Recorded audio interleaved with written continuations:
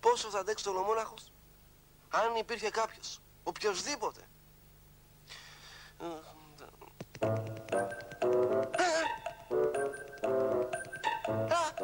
Ένα ποντίκι! Επιτέλους κάτι ζωντανό! Ένα ποντίκι! Υπέροχο! Είναι υπέροχο! Είναι θαυμάσιο! Ένα ποντίκι! Είναι υπέροχο! Θαυμάσιο! Και να σκεφτείς ότι είμαι αχτένιστος. Λοιπόν, πρώτα θα σου βρω ένα όνομα. Θα σε λέω, θα σε λέω εγώ Λάκη. Όχι, κάτσε, περίμενε να σου, λοιπόν, θα σε λέω όχι Λάκη, θα σε λέω Πάκη.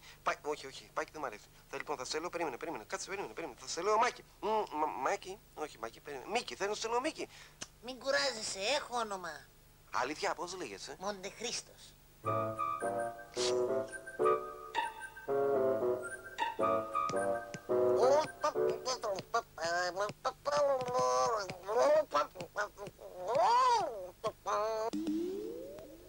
Για πες μου, Μοντεχρίστο, θες να μείνεις εδώ να σε φροντίζω και να σε ταΐζω?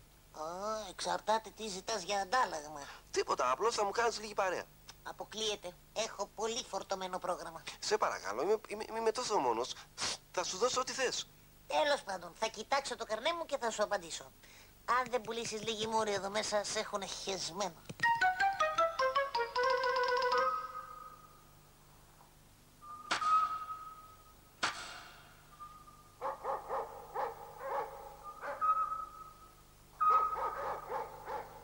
Θα μείνω μαζί σου με τους εξής όρους. Πρώτον, θα με φροντίζεις και θα με περιποίησαι. Και δεύτερον, θα μου παρέχεις ύπνο και 5 γεύματα την ημέρα.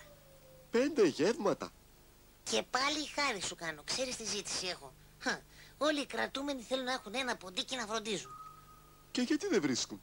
Η φυλακή είναι γεμάτη ποντίκια. Και κάτι άλλο. Δεν θα μου αντιμιλάς. Ωραία. Δέχομαι τους όρους σου. Εγώ θα σε ταΐζω και θα σε φροντίζω και εσύ θα κάθεσαι να μου κάνεις παρέα. 2 ώρες την ημέρα, 3 φορές την εβδομάδα. 3 φορές την εβδομάδα? Γιατί όχι κάθε μέρα? Γιατί έχω κι άλλους κρατούμενους που με φροντίζουν. Τι νόμιζες, ότι θα με έχεις αποκλειστικό? Δηλαδή εσύ το έχεις κάνει επάγγελμα? Λειτουργήμα. Βεβαίως.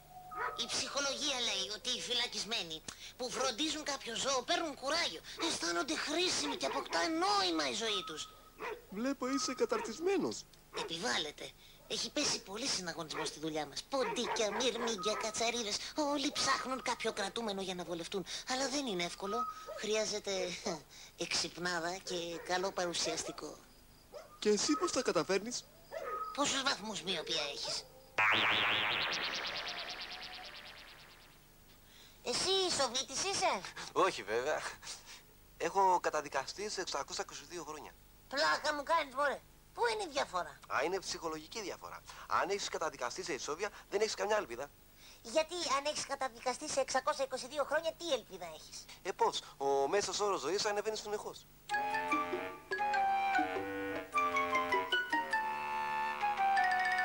«622 χρόνια λοιπόν. Καλά, μην απελπίζεις. Αν δείξεις καλή διαγωγή, μπορεί να μειώσεις την ποινή σου στο μισό».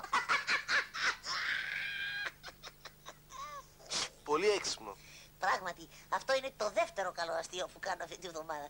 Το πρώτο ήταν χτες που χάρισα σε ένα μελοθάνατο μια κάρτα διαρκείας για τον τρόλεϊ.